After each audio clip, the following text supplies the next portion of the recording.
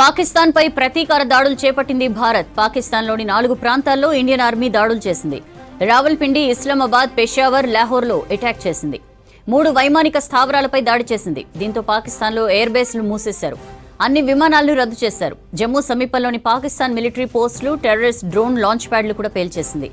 ఇక్కడి నుంచే భారత్ పైకి డ్రోన్స్ ను ప్రయోగించింది పాకిస్తాన్.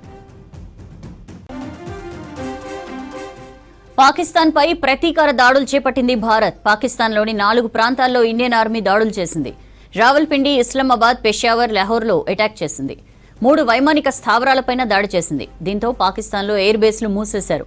అన్ని విమానాలను రద్దు చేశారు. జమ్మూ సమీపంలోని పాకిస్తాన్ మిలిటరీ పోస్టులు, టెర్రరిస్ట్ డ్రోన్ లాంచ్ ప్యాడ్లు కూడా పేల్చేసింది. ఇక్కడి నుంచే భారత్ పైకి డ్రోన్స్ ని ప్రయోగించింది పాకిస్తాన్.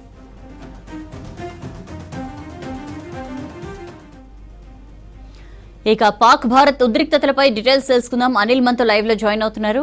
అనిల్, ఎయిర్ బేస్లు మూసేసింది పాకిస్తాన్, ఈవెన్ ఎయిర్ స్పేస్ కూడా మూసేసినట్లు తెలుస్తోంది. ఏంటి అప్డేట్స్?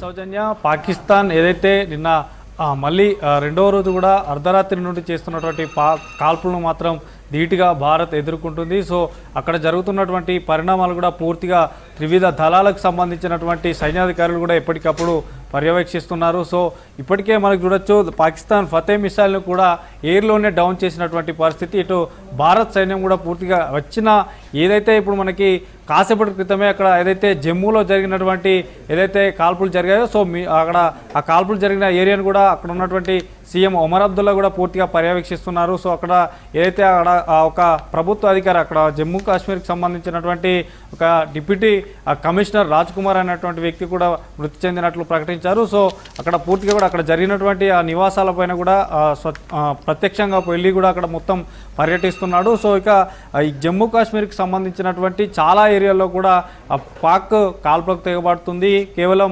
సివిలియన్స్నే ఎక్కువగా అక్కడ టార్గెట్ చేస్తున్నటువంటి పాక్ కవ్వింపు చర్యలకు పాల్పడుతుంది. కానీ భారత్ మాత్రం ఖచ్చితంగా ఒక 4 ప్రదేశాలను ఎంచుకొని అక్కడ కాల్పులకు తెగబడుతుంది. సో ఇప్పటి వరకు అక్కడ ఉన్నటువంటి ఇస్లామాబాద్ కానీ, తర్వాత ఇంకా మిగతా ప్లేస్లతో పాటు పూర్తి ఒక 4 ప్రదేశాల్లో మాత్రం అక్కడ ఉన్నటువంటి ఉగ్ర స్థావరాలనే టార్గెట్గా చేస్తూ అయితే భారతదేశం పూర్తిగా కూడా ఇటు సైన్యం కూడా కాల్పులు అయితే చేపడుతుంది. సో ముఖ్యంగా మనకు ఈ గుజరాత్, రాజస్థాన్, పంజాబ్, జమ్మూ కాశ్మీర్ నగరాలనే ఎక్కువగా పాక్ గురిపెడుతుంది. అక్కడ ఉన్నటువంటి కొన్ని ప్రదేశాలను, అక్కడ ఉన్నటువంటి గురుద్వార్కు సంబంధించినటువంటి కొన్ని అక్కడ ఏదైతే ఉంటాయో సో వాటిని టార్గెట్ చేసి కొడుతుంది. సో ఈరోజు ఉదయం కూడా కొన్ని పాకిస్తాన్కి సంబంధించినటువంటి శకలాలు, ఏదైతే డ్రోన్కి సంబంధించినటువంటి శకలాలు కూడా అక్కడ ఉన్నటువంటి పొలాలలో కింద పడినటువంటి పరిస్థితి. సో వాటిని గుర్తించారు. అవి కూడా అన్నీ కూడా ఈ టర్కీకి సంబంధించినటువంటి, టర్కీ దేశానికి సంబంధించినటువంటిగా గుర్తిస్తున్నారు. సో దీనిపై కొంత క్లారిటీ రావాల్సి ఉంది. సో ఉదయమే ఇండియన్ ఆర్మీకి సంబంధించినటువంటి అధికారులు ప్రెస్ బ్రీఫ్ చేస్తాననుకున్నారు. కానీ ఈరోజు ఉదయం 10 గంటలకు మరి కాసేపట్లో అటు విదేశాంగ శాఖతో పాటు రక్షణ శాఖకు సంబంధించినటువంటి అధికారులు కూడా నిన్న జరిగినటువంటి ఏదైతే ఈ కాల్పులకు సంబంధించి ఎంత మనం తిప్పికొట్టాం ఏందనేది కూడా పూర్తిగా డీటెయిల్స్ ఇవ్వనున్నారు. సో మనకు ఒక సీసీ కెమెరాలో కూడా ఒక విజువల్ చూడొచ్చు.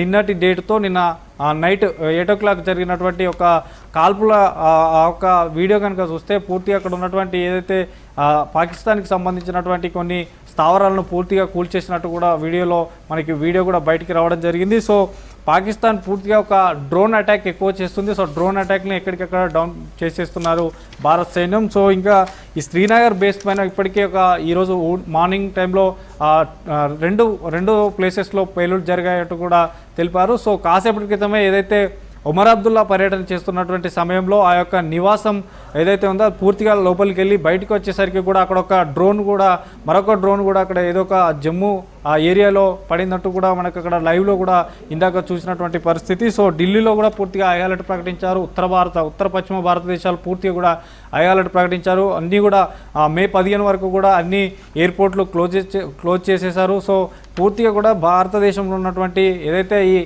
ఇంటర్నేషనల్ బార్డర్ ఉందో ఈ ఇంటర్నేషనల్ బార్డర్కి సంబంధించినటువంటి, అంటే భారతదేశానికి సంబంధించినటువంటి బార్డర్ని అలర్ట్ చేశారు. ఇక ముఖ్యంగా మనకి భారతదేశానికి పాకిస్తాన్కి దగ్గర ఉన్నటువంటి పూంచ్ సెక్టార్లో ఎక్కువగా ఈ పాక్ దగ్గర ఉన్నటువంటి పూంచ్ సెక్టర్లో ఎక్కువగా కాల్పులు జరుగుతున్నాయి. సో అక్కడ ఉన్నటువంటి ఎవరైనా కూడా అక్కడ ఉన్నటువంటి వారిని అలర్ట్ చేస్తున్నారు, జాగ్రత్తగా ఉండాలని చెప్తున్నారు. సో అమృత్సర్లో కూడా, ఎందుకంటే ఇప్పుడు జనావాసాలు కలిగి ఉండి బిజినెస్కి సంబంధించినటువంటి జరిగే ఏరియా అక్కడ, సో అక్కడ కూడా పూర్తిగా లాక్డౌన్ తలపించేటటువంటి విధంగా ఉంది.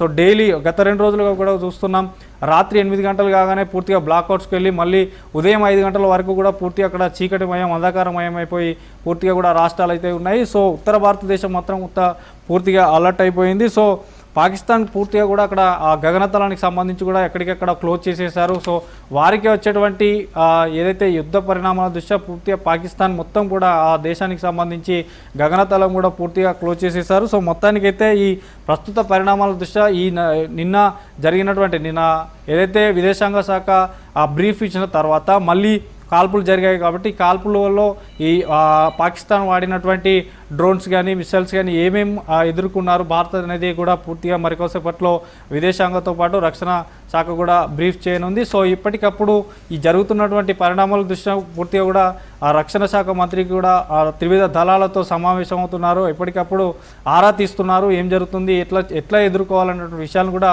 ఆ సైన్యాధికారులకు కూడా ఆదేశాలు జారీ చేస్తున్నారు. Soujanya. Right Anil, thank you.